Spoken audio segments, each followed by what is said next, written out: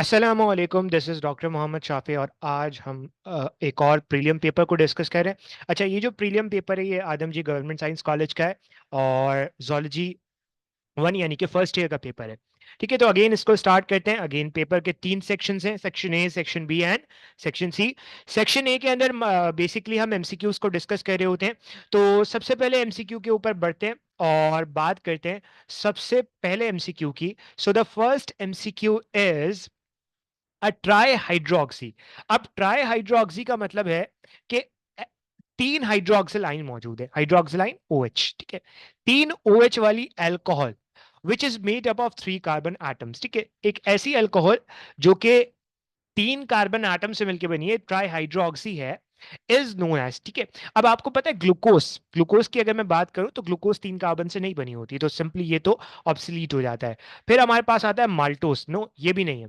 फिर हमारे पास आता है राइबोस, ये भी नहीं है। ठीक है, माल्टोस राइबोस अगेन ये वाली चीजें भी नहीं आती।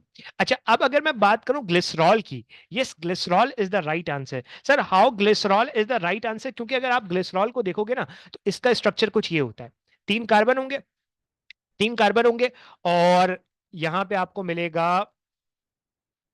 H2, H2। ठीक है, एंड देन यहां पे मिलेगा आपको OH, OH, OH। अगर आप गौर से देखो तो यहां पे आपको मिल रहे हैं तीन hydroxyl ion and it is alcohol which is made up of three carbon. So glycerol is the right answer. ठीक है, फिर हमारे पास आता है the tendency to of water to coalesce oil drop into large droplet. ठीक है, छोटे ड्रॉपलेट का बड़े ड्रॉपलेट के अंदर कन्वर्ट होना, इसे आप क्या कहते हो? Hydrophilic force? No, hydrophilic force नहीं होती भैया। उसके अलावा आपसे कह रहा है हाइड्रोफोबिक एक्सक्लूजन। ठीक है, अगर मैं बात करूं हाइड्रोफोबिक एक्सक्लूजन की तो क्या होता है भाई? हाइड्रोफोबिक एक्सक्लूजन ही यही होता है जिसे आप नॉर्मली कंसीडर कर रहे होते हैं। So hydrophobic exclusion is the right answer. ठीक है, ऑयल ड्रॉपलेट अगर आप देखो कभी, आप क्या करो, एक ऑयल ड्रॉपलेट को यहाँ रखो, एक यहाँ रखो, करीब करीब रखो, तो ये मिल के ना एक बड़ा ड्रॉपलेट बना लेते हैं। This is called hydrophobic exclusion. Hydrophilic नहीं होती भाई, हाइड्रोफोबिक होती है। ठीक है, इसी तरीके से हाइड्रोजन बॉन्डिंग भी नहीं हो सकती। सो the correct answer would be hydrophobic exclusion. अब हमारे पास आता है नेक्स्ट क्वेश्चन। कह रहा है increasing the substrate concentration in an enzymatic reaction could overcome which of the following। ठीक है, आप क्या करो, एंजाइमेटिक रिएक्शन के अंदर सबस्ट्रेट की कंसंट्रेशन बढ़ा दो, तो उससे क्या होगा? एंजाइम डीनेचर हो जाएगा? नहीं, वो तो जब टेम्परेचर बढ़ जाता है 50 डिग्री सेल्सियस से बढ़ने लगता है तब ये काम होता है। Allosteric inhibition? नहीं भाई, एलोस्टेरिक इनहिबिशन का कोई ताल्लुक नहीं है, क्योंकि अगर एलोस्टेरिक इनहिबिशन पे की बात करूं तो एलोस्टेरिक साइड पे अगर कोई लग गया तो उसकी वजह से क्या होगा? एंजाइम की शेप चेंज हो जाएगी, तो वो तो कंप्लीटली गया। फिर हमारे पास आता है कॉम्पिटिटिव इनहिबिटर। यस, अगर फॉर एग्जांपल ये एक एंजाइम है और इसके पास ये है हमारे पास सबस्ट्रेट और ये है हमारे पास इनहिबिटर, और ये इनहिबिटर लगा हुआ है। अगर मैं सबस्ट्रेट का अमाउंट बढ़ा दूंगा तो सबस्ट्रेट ज्यादा तरीके से कोशिश करेगा कि वो आके यहाँ पे लग जाए, तो इस तरीके से आप कॉम्पिटेटिव इनहिबिशन को ओवरकम कर सकते हो। Yes, competitive inhibition is the right answer. Saturation of the enzymatic activity is not overcome by this simple.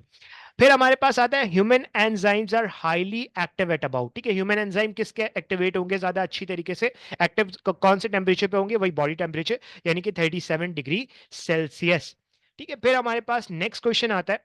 So the next question is an adult animal that possesses bilateral symmetry. ठीक है, bilateral symmetry है तो उसको क्या होना चाहिए? Triploblastic, deuterostomes, coelomate या protostomes? ठीक है, अब अगर मैं, ये बेसिकली किंगडम एनिमेलिया का एक बहुत इंपॉर्टेंट एमसीक्यू है। अगर आप इसकी क्लासिफिकेशन देखोगे ना तो इसकी क्लासिफिकेशन बहुत आसान है। क्लासिफिकेशन ये कि हमारे पास जो ट्रिप्लोब्लास्टिक होते हैं ना, हमारे पास जो ट्रिप्लोब्लास्टिक होते हैं, they are basically bilaterally symmetrical organism, simple. So the correct answer would be triploblastic. फिर हमारे पास आता है choose the incorrect pair. Incorrect pair को आपने चूज करना है। स्पॉन्ज, स्पाइक्यूल्स, यस इनका स्केलेटन बना होता है। नेडेरियंस के पास नेमाटोसिस्ट होती है, yes right answer. Segmented worm के पास सूडोपोडिया होता है, नहीं भाई सीटा वीटा मिलते हैं यहाँ पे तो। So this is the incorrect pair and this is the right answer. Arthropoda के पास जॉइंटेड लेग होते हैं, यस सही है। फिर हमारे पास आता है next question. Pick common urochordate from the given. Urochordate आपने पिक करना है। अगर मैं यूरोकॉर्डेट की बात करूं तो इनमें से यूरोकॉर्डेट कौन सा है? ठीक है, सिंपल सा एमसीक्यू है। अगर आपने इसकी एग्जांपल्स वगैरह याद की है तो ये आपको इतनी ज्यादा मुश्किल नहीं क्रिएट करेगा। अब सबसे पहले मैं स्कॉलिडन की बात करता हूँ, जिसे आप डॉग फिश का नाम देते हो। इसका ताल्लुक कॉन्टेक्ट थाइस से, यानी कि एक कार्टिलेजिनस फिश है, ठीक है। तो ये तो यूरोकॉर्डेट से नहीं हो सकता। फिर हमारे पास आता है एम्फिऑक्सस। एम्फिऑक्सस की अगर मैं बात करूं तो इसका ताल्लुक सिफेलोकॉर्डेट से, अगेन ये भी नहीं हो सकता। फिर हमारे पास आता है लैम्प्रे। लैम्प्रे की बात करूं तो it belongs to the class Agnatha, तो ये भी नहीं हो सकता। Herdmania is the right answer, because Herdmania और एसिडिया, ये दो ऑर्गेनिज्म ऐसे जिनका ताल्लुक यूरोकॉर्डेट से, सही है। फिर हमारे पास आता है next question. Next question is the exoskeleton of arthropod is made up of. ठीक है, आर्थ्रोपोड का एक्सोस्केलेटन किससे मिलकर बना होता है? कार्बोहाइड्रेट प्रोटीन से? नहीं। काइटिन लिपिड से? नहीं, लिपिड नहीं होता। नन ऑफ दीज तो ऑब्वियसली नहीं हो सकता। तो हमारे पास प्रोटीन, यस, प्रोटीन और काइटिन से मिलकर बना होता है। तो आर्थ्रोपोड का जो एक्सोस्केलेटन होता है that is made up of protein and chitin. Simple. चलो, फिर हमारे पास नेक्स्ट क्वेश्चन आता है। नेक्स्ट क्वेश्चन आता है कि भाई which of the following organ is act as a air conditioner. Air conditioner का काम क्या होता है? हवा को ह्यूमिड बनाना, ये सारा काम करना। ये कौन कर रहा है? लैरिंक्स कर रहे हैं? नहीं। सबसे पहले एयर कहाँ जाती है? नीजल कैविटी के अंदर। तो इसको ह्यूमिड बनाना, इसके अंदर वाटर वेपर्स, ये सारी चीजें करना, ये काम है नेजल कैविटी का। So nasal cavity is the air conditioner of the body. Simple, ऐसे याद कर लो। फिर हमारे पास आता है in which part of the respiratory system gaseous exchange take place. कि गैसेस एक्सचेंज कैसे होता है, कहां होता है?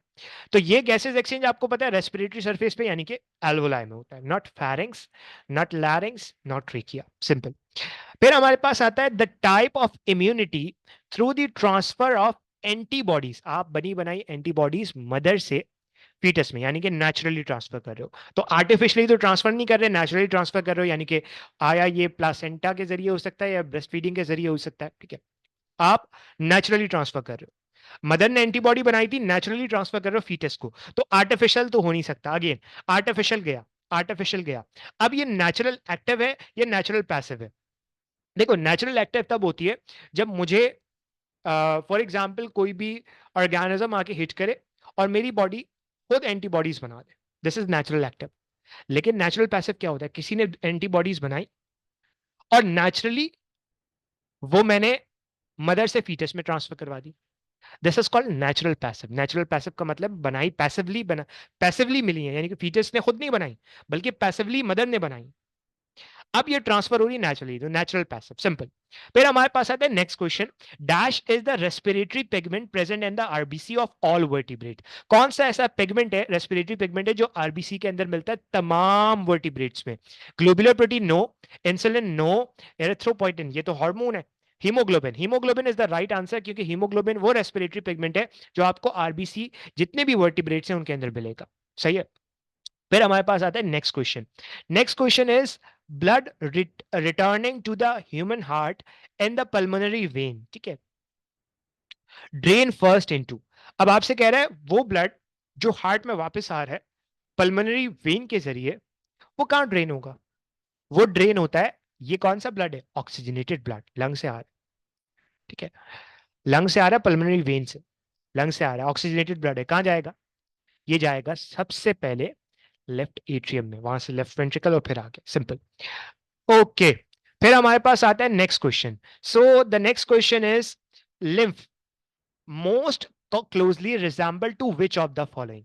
लिम्फ किससे रिजेंबल करता है? ब्लड से?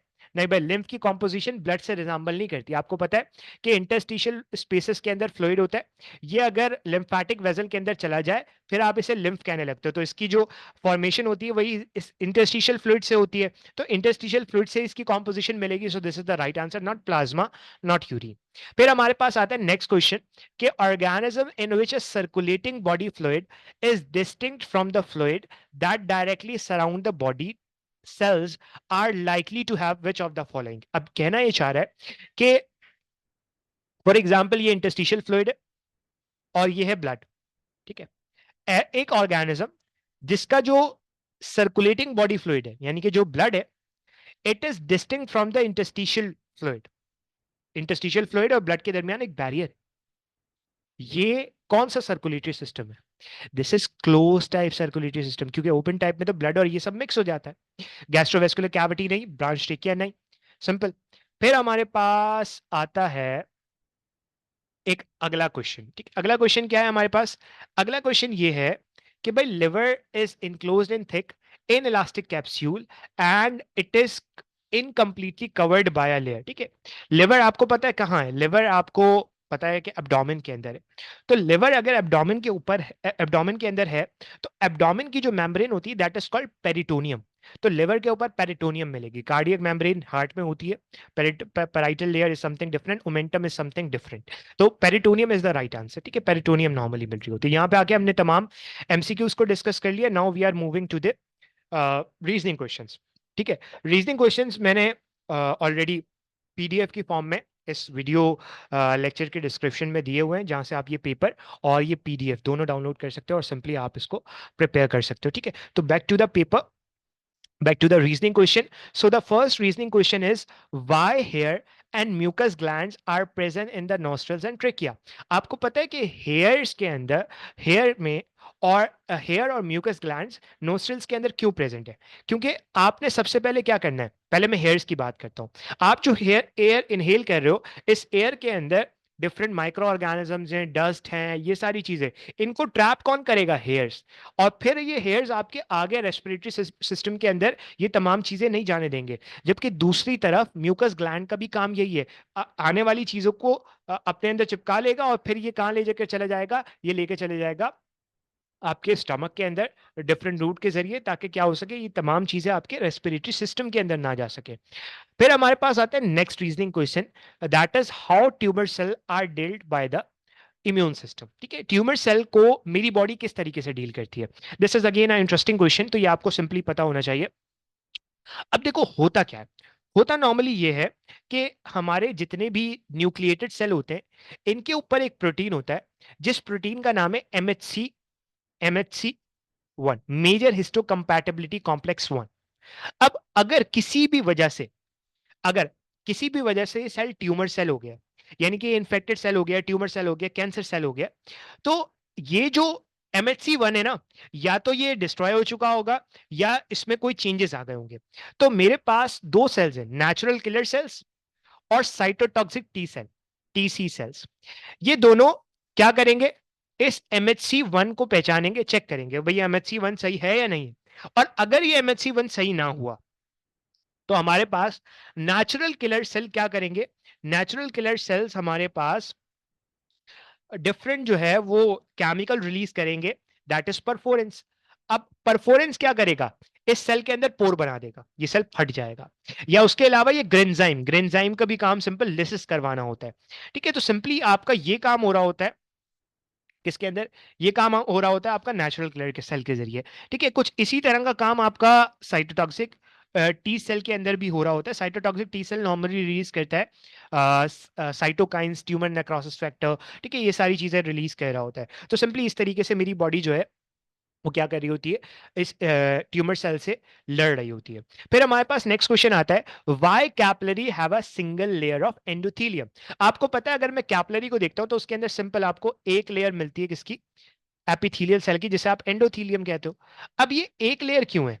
देखो भाई, कैपिलरी का काम क्या है? आसपास जो इंटरस्टिशियल फ्लूइड है उसके अंदर चीजों को ट्रांसफर करना और उससे चीजों को लेके वापस ब्लड के अंदर डालना। तो अगर आपने डिफ्यूजन आराम से करनी है, diffusion is actually a process जो थिन मेम्ब्रेन्स में आराम से हो जाता है।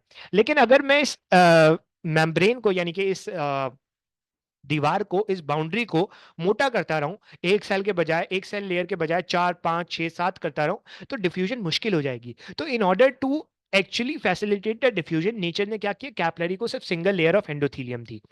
फिर हमारे पास आता है next question, that is why blood flow faster in arteries? Blood flow fast क्यों है आर्टरीज के अंदर? अब देखो, सबसे पहले मैं अगर आर्टरी की बात करूं तो आर्टरी में तीन बड़े इंपॉर्टेंट चीजें हैं। एक तो हाई प्रेशर, हाई प्रेशर। दूसरा, दूसरा एक बड़ा इंपॉर्टेंट फैक्टर है, दैट इज इलास्टिक, इलास्टिसिटी, ठीक है, इलास्टिक नेचर। और तीसरा बड़ा इंपॉर्टेंट जो चीज यहां पे आपको मिलती है, दैट इज नैरो ल्यूमेन। अब देखो, आर्टरी जो है ना वो ब्लड लेकर जाती है हार्ट से। अब जब हार्ट कॉन्ट्रैक्ट करता है तो बहुत प्रेशर के अंदर ब्लड निकलता है और अच्छे खासे प्रेशर के साथ ब्लड आर्टरी के अंदर जाता है। तो जाहिर सी बात है, जितना, जितनी तेजी, जितने फोर्सफुली कॉन्ट्रैक्ट करेगा हार्ट, उतनी तेजी से ब्लड निकलेगा, तो ब्लड फ्लो फास्टर है। क्यों? क्योंकि प्रेशर ज्यादा। दूसरी चीज, आर्टरीज में इलास्टिक नेचर होती है। इलास्टिक नेचर का क्या मतलब है? जैसे ही ब्लड आया, आर्टरीज ने खुद को एक्सपैंड किया, लेकिन वापस रिकॉइल के जरिए ये वापस जो है वो अपनी जगह पे आ गई, यानी कि एक समझो पाइप है, वो बड़ा हुआ, वापस अपनी लोकेशन पे आ गया। तो इसकी वजह से ब्लड फ्लो फास्टर हो गया। दूसरी बात ये कि हमारे पास जो आर्टरीज होते हैं, इनका जो ल्यूमेन होता है, इनका जो खाली जगह होती है, फॉर एग्जाम्पल ये देखो, अगर मैं आर्टरी की बात करूं तो इसका ल्यूमेन इतना सा होगा, जबकि वेन का ल्यूमेन काफी बड़ा होता है। ठीक है, तो क्योंकि ल्यूमेन छोटा है, ल्यूमेन छोटा होगा तो प्रेशर ज्यादा होगा, प्रेशर ज्यादा होगा तो अगेन फ्लो ज्यादा होगा, सिंपल। फिर हमारे पास आता है next question, how stomach itself is protected against the strong HCl। ठीक है, किस तरीके से HCl से मेरा स्टमक खुद कैसे बच जाता है। ठीक है, अब अच्छा, तो हमारे पास जो स्टमक है ना, ये किस तरीके से बचा रहा था। अब यहाँ पे बड़ी इंपॉर्टेंट चार चीजें हैं। ठीक है, चार चीजें आपने याद रखनी है, चार ऐसे तरीके जिनसे स्टमक बेसिकली अपने ही प्रोड्यूस किए हुए HCl से खुद को बचा रहा होता है। अब वो चार चीजें कौन सी हैं? देखो, सबसे इंपॉर्टेंट चीज है कि ये जो आपका स्टमक है ना, इसके पास है म्यूकस। ये प्रोड्यूस करता है म्यूकस, ये म्यूकस प्रोड्यूस होता है गॉबलेट सेल से।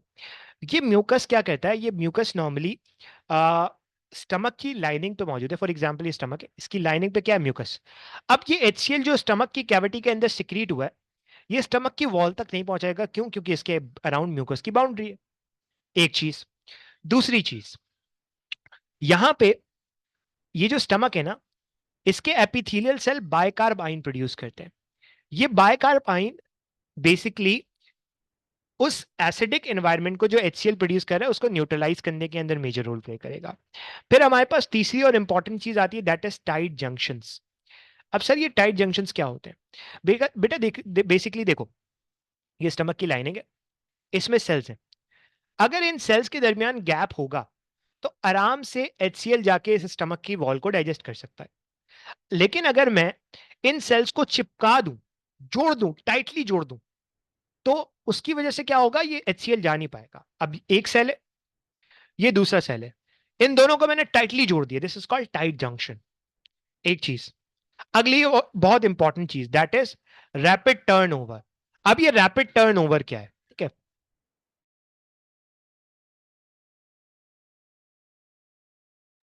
अब रैपिड टर्नओवर का क्या मतलब है? देखो, रैपिड टर्नओवर का मतलब ये है, रैपिड टर्नओवर का मतलब ये है कि जो एपिथेलियल सेल है ना, अगर किसी भी वजह से HCl की वजह से इनके अंदर माइनर इंजरी भी आ जाए ना, तो जल्दी से जो है वो खत्म हो जाते हैं और नए आ जाते हैं इनकी जगह। तो रैपिड टर्नओवर देखने को मिलता है। अच्छा, ये हो गया हमारा fifth question. The sixth question, how bile help in the digestion of fat. Fat की डाइजेशन के अंदर बाइल का क्या रोल है? देखो, बाइल ना बेसिकली इमल्सिफिकेशन करवाता है फैट की। ठीक है, क्या करवाता है? Emulsification of fat. अब sir, what is emulsification of fat? Basically ये अच्छा, इधर देखते हैं, let me write it here. For example, ये लिपिड का इतना बड़ा ड्रॉपलेट है। इस लिपिड के इतने बड़े ड्रॉपलेट को इस लिपिड के इतने बड़े ड्रॉपलेट को आप इतनी आराम से डाइजेस्ट नहीं कर सकते। You have to convert it into smaller droplets. ठीक है, you have to convert it in smaller droplets.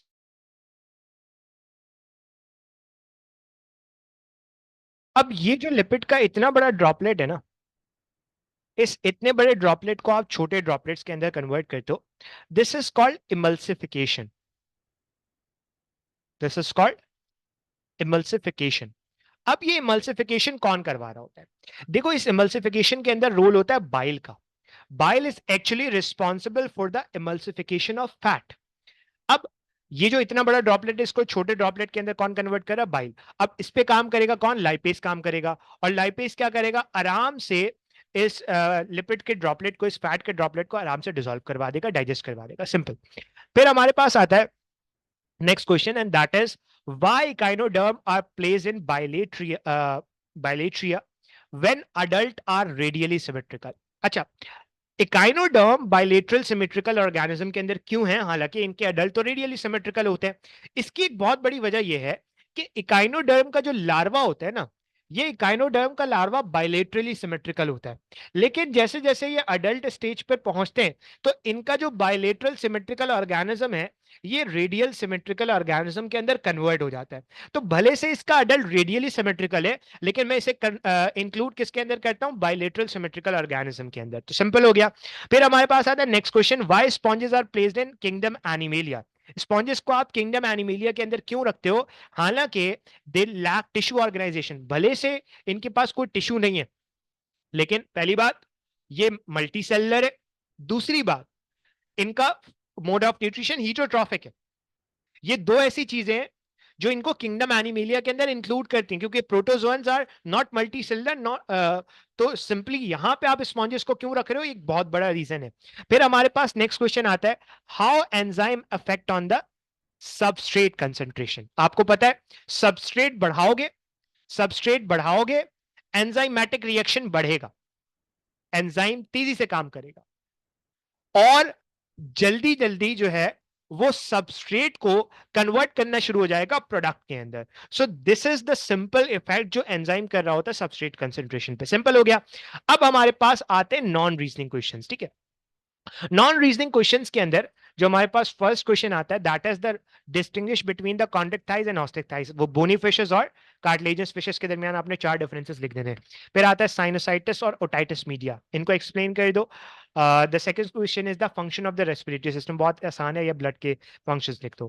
Phagocytosis क्या है, फेगोसाइट्स डब्ल्यूबीसी जो कर रहे होते हैं वो लिख दो। एंटीपायरेटिक थेरेपी, एंटीपायरेटिक थेरेपी के बारे में लिखना है और क्यों यूज करते हो, simple.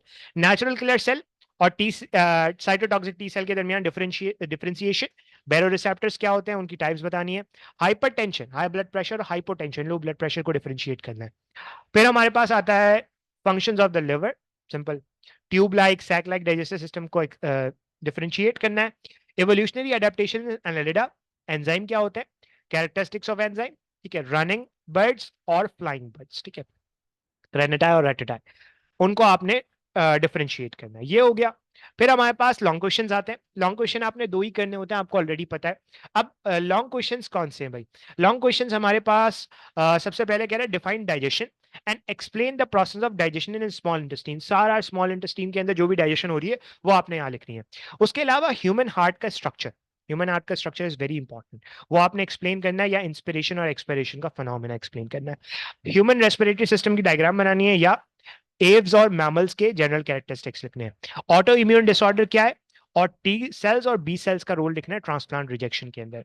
What is the underlying mechanism of fever, fever का मैकेनिज्म क्या है और प्रोटेक्टिव रोल इसका क्या है एज हार्मफुल इफेक्ट, ये लिख लेना है। फाइलम मोलस्का और आर्थ्रोपोडा को ब्रीफली डिस्क्राइब करना है। This is again an important question. यहाँ पे आके हमारा आदमजी गवर्नमेंट साइंस कॉलेज का जो प्रीलियम पेपर था वो पूरी तरीके से डिस्कस हो गया। आई होप कि वीडियो आपको अच्छी लगी होगी। स्टिल अगर कोई क्वेश्चन है तो आप कमेंट सेक्शन के अंदर पूछ सकते हो। वीडियो अच्छी लगी तो चैनल को सब्सक्राइब करना, वीडियो को लाइक जरूर करना और अपने दोस्तों के साथ शेयर करना जो अभी फर्स्ट ईयर एग्जाम के अंदर अपेयर होने वाले हैं। तो आज के लिए फिर हम इतना ही रखते हैं, इंशाल्लाह आपसे मुलाकात होती है नेक्स्ट वीडियो के अंदर। तब तक के लिए अल्लाह हाफिज।